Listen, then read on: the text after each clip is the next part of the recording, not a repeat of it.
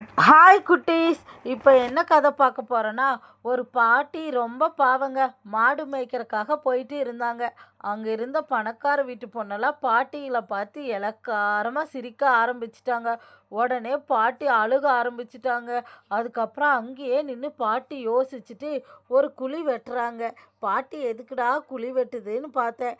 அதுக்கப்புறம் பார்த்தா அங்கே நிறைய தண்ணியெல்லாம் கொண்டு வந்து குழியில் நிரப்புதுங்க. அப்புறம் பாட்டி ஒரு மீனை நிறைய பாத்திரத்தில் பிடிச்சிட்டு வந்து அந்த குழிக்குள்ளே விடுறாங்க.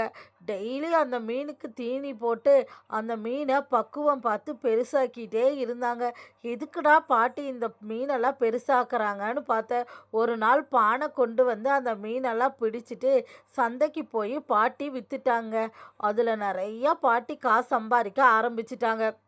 உடனே பாட்டி ஆடம்பரமான வாழ்க்கையெல்லாம் இல்லாமல் நேராக பாட்டியை பார்த்து சிரித்தவங்க முன்னாடி போய் நிற்கணும்னு பாட்டி ஒரு கார் ஷோரூமுக்கு போகிறாங்க.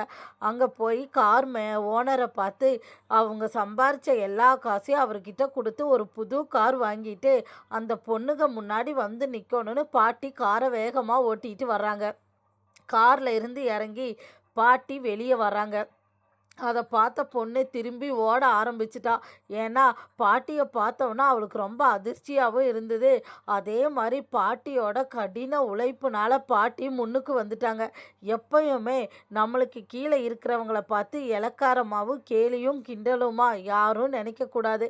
பாட்டி சாதிச்சு காமிச்சிட்டாங்க. பாட்டியோட கடின உழைப்பு உங்களுக்கு பிடிச்சிருந்தா லைக் பண்ணி சப்ஸ்கிரைப் பண்ணுங்கள்.